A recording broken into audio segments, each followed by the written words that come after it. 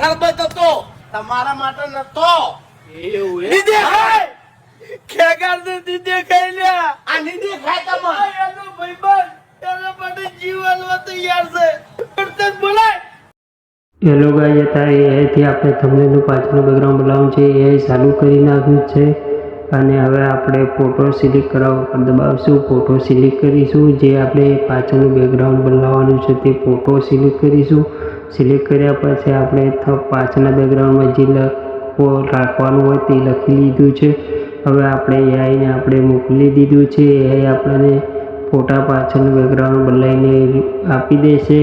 કેવી રીતે બદલાય છે પાછળનું બેકગ્રાઉન્ડ તમે મારા વિડીયોમાં જુઓ. લાઈવ ચાલુ છે અને થોડુંક નેટવર્ક ઓછું આવે છે એના કારણે સકડું ગમે છે.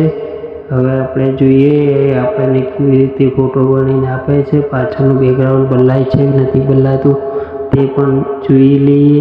હવે આપણને એઆઈ પાછો રિપ્લાય આપી દીધો છે અને ફોટોસ બનીને આવે એવું લાગે છે.